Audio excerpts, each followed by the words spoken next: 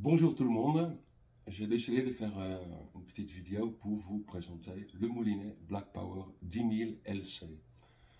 Donc c'est le premier moulinet dans ma gamme, je suis fier de ce produit-là parce qu'il est vraiment très abouti. Et puis dans cette vidéo, je vais vous expliquer un petit peu les spécificités de cette bête.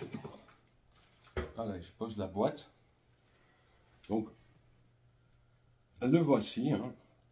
Design sobre, noir, assez moderne, quelques petits détails qui sont sympas, petite poignée de manivelle en bois, la forme est vraiment très jolie.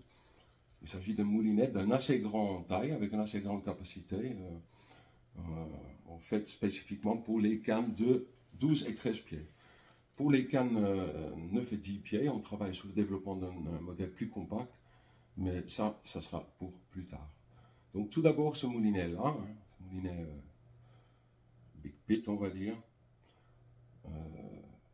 qui est quand même assez grande, mais grâce aux matières composites, pour le bâti, le rotor, tout ça, et malgré le fait que tout à l'intérieur est renforcé, le moulinet ne pèse que 612 grammes, ce qui est assez léger pour cette taille de moulinet. Donc c'est agréable, ça rend l'utilisation plus agréable, la canne plus maniable. Donc 612 grammes pour un grand moulinet comme ça, c'est vraiment léger. Il est aussi super costaud, du fait que les engrenages à l'intérieur sont renforcés, et notamment l'axe de la bobine est de très grand diamètre. On ne le voit peut-être pas trop là, mais croyez-moi, c'est du gros diamètre. Il y a beaucoup de moulinettes chez les autres marques où l'axe est assez fin et quand il y a un choc, ça se plie et puis le moulinet devient inutilisable. Bon, avec notre cahier des charges, on a opté pour un diamètre d'axe qui est quand même très important. Donc le moulinet est résistant au choc, ça ne va jamais se plier. Voilà. Donc tout est renforcé sur ce moulinet, même le frein qui est monstrueux parce qu'il monte à 10 kg. 10 kg, les gens ne se rendent pas compte, mais c'est vraiment énorme. Hein. C'est 10 kg de frein, on l'utilise en pêche exotique sur des poissons en mer qui sont très violents par exemple. Mais pour la carpe, sur une canne qui a une puissance de TC de 3,5 livres, on met maximum 2 kg, 2,5 kg. Pour ceux qui veulent vraiment prendre des risques, qui puissent dans la réserve ultime d'une canne en pêchant avec les freins presque bloqués contre les obstacles, en réalité, le frein ne monte même pas à 3 kg. Donc pourquoi j'ai opté pour un frein de 10 kg? Eh ben, c'est simple, qui peut le plus, peut le moins, mais surtout, ce frein-là qui est progressif va le rester à long terme, quoi. Étant donné qu'on n'utilise que 20 ou 30% du potentiel du frein, les disques ne vont pas s'user. Le frein, il va rester progressif pendant de nombreuses années. Ça, c'est très important, un frein progressif, parce que un frein qui donne des à-coups, comme on constate sur certains modèles, hein, dès la sortie de la boîte, il y a des freins qui ne sont pas progressifs, où il faut, comment dire, tirer un peu plus fort avant que le bobine va tourner, ça donne des à-coups dans le fil. Ça, c'est pas bon. Il y a même des moulinets qui, neuf sorties de la boîte, ont un frein progressif. Et au bout de 1 ou 2 ans d'utilisation, le frein il va quand même donner des à-coups. Pourquoi? Parce qu'au départ, le frein n'était pas assez puissant. Et puis, quand on exploite un frein peu puissant, aux limites de son potentiel, l'usure des disques de frein est très rapide et au bout d'un moment, ça donne des à-coups. Ça, on ne veut pas. Les à-coups, c'est chiant parce que c'est source de décrochage des carpes. On contrôle moins le poisson lors du combat. Un frein super progressif est super important. Donc c'est pour ça que j'ai opté pour un frein de 10 kg, pour être sûr que même au bout de 5-10 ans, ce frein-là, il reste ultra progressif. Bon, voilà. Autre spécificité de ce moulinet-là, c'est le pick-up qui est manuel. Il ne se ferme pas automatiquement. En fait, quand il est ouvert, il bloque le rotor. et comme ça, le rotor il peut pas tourner lorsque on lance. Et ça évite aussi des accidents. Donc sur un moulinet carpe, pour moi c'est très important, pick-up manuel qui bloque le rotor. Donc voilà, c'est fait. Au niveau capacité de la bobine, une bobine d'ailleurs qui est, comme vous le voyez, qui est grande, assez haut, mais pas trop haut non plus. Parce qu'il existe des modèles avec des bobines encore plus haut, mais j'aime pas ça, je vais vous expliquer pourquoi. Parce que par exemple, si la canne est dans cette position-là, enfin le moulinet est dans cette position-là, et puis en action de pêche, et on a une touche, quand ça va dérouler, eh ben, le fil il va venir vers le bas, vers le haut, vers le bas, vers le haut. Plus la bobine est longue, plus que ça va donner aussi des à-coups lors d'un départ, quoi. Donc, avec des bobines qui sont beaucoup plus haut encore, on a vraiment cet effet d'à-coup, quoi. Donc d'ailleurs, donc avec cette bobine-là qui est haute, mais pas trop haut, on a moins ça déjà, et je vous conseille toujours, en action de pêche, de mettre, comment dire, la bobine à peu près au milieu, comme ça. Comme ça, le fil, il va, en déroulant, il va bouger un peu, mais l'angle par rapport au galet ne sera jamais trop grand. Et quand ça déroule, c'est quand même progressif et il n'y aura pas des à-coups. Donc pour moi, la hauteur de la bobine là est parfaite, et même avec cette bobine là, je fais toujours en sorte que de le mettre un peu au milieu en action de pêche. Donc le petit conseil. Donc la bobine est profilée en aluminium anodisé et il a une contenance qui est assez importante. En 35 000 centièmes, 430 mètres, et en 40 centièmes, 330 mètres.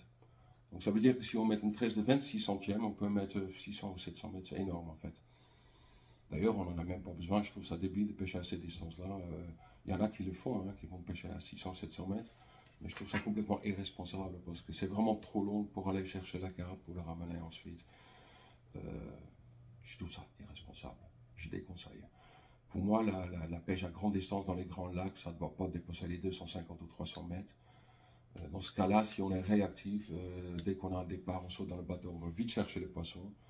Ça peut se faire encore dans un délai qui est acceptable. Si on va pêcher 2 fois plus loin, ça devient du n'importe quoi. Donc, pas faire. Donc, ouais, donc, mais bon, en tout cas, on peut mettre énormément de fil dessus. Et pour ceux qui n'en ont pas besoin, je conseille de pré-remplir la bobine avec, par exemple, un nylon de gros diamètre, premier prix. Hein. Et puis après, on met 200 mètres de cordelier qu'on utilise pour la pêche. On peut aussi le remplir complètement avec la tresse, et au bout de quelques années, on retourne la tresse. Comme ça, on est vraiment tranquille pendant pas mal d'années. Donc, 8 grandes contenances pour diverses raisons. Et ça suffit largement. Qu'est-ce qu'il y a d'autre? Ah oui, la vitesse de récupération qui est très impressionnante. 1,17 m. 1,17 m. C'est vraiment très rapide.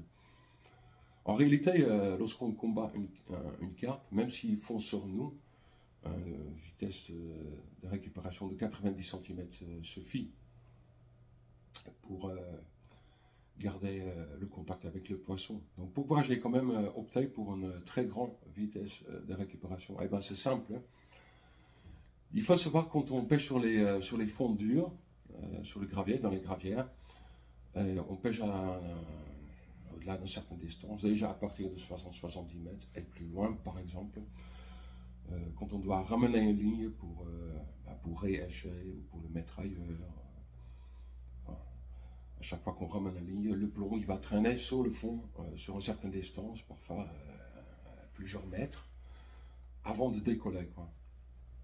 Pendant qu'on traîne le plomb sur le fond, l'hameçon risque de s'abîmer, hein, la pointe de l'hameçon risque de taper dans un caillou, et on ramène un hameçon avec une pointe émoussée. Donc, en fin de course, il faut changer le bas de ligne assez souvent. C'est pénible en fait. Donc, avec une grande vitesse de récupération, en procédant de la façon suivante, on va minimiser le problème. C'est-à-dire, moi, je tends la canne vers l'avant, je tends le lignet sans déplacer le plomb. Après, je donne un grand coup en l'air et je marche en arrière en même temps, tout en tournant le plus vite possible pour récupérer le fil. Et là, le plomb, il va se décoller presque instantanément. Et donc, il va beaucoup moins traîner sur le fond. Le risque d'abîmer la pointe de l'hameçon sont minimes. Pour moi, cette récupération à grande vitesse est très importante pour préserver les montages quand on ramène les lignes. Donc c'est utile dans ce sens-là. Bon, ensuite, on a un équilibrage qui est parfait.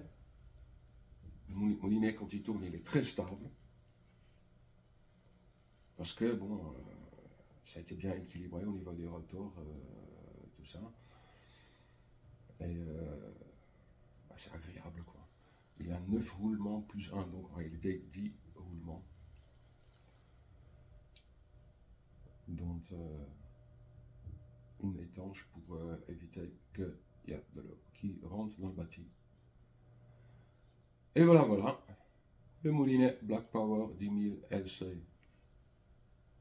Ah oui, il y a bien sûr l'anti-retour qui est infini et aussi renforcé.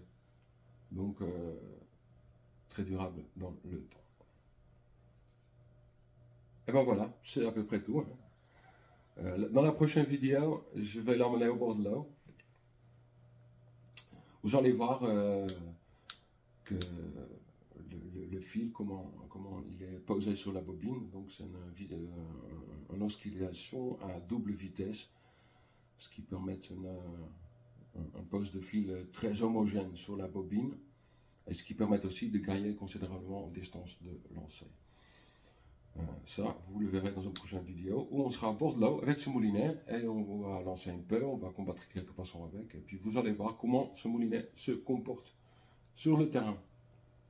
Allez, je vous dis à la prochaine fois. Bye bye.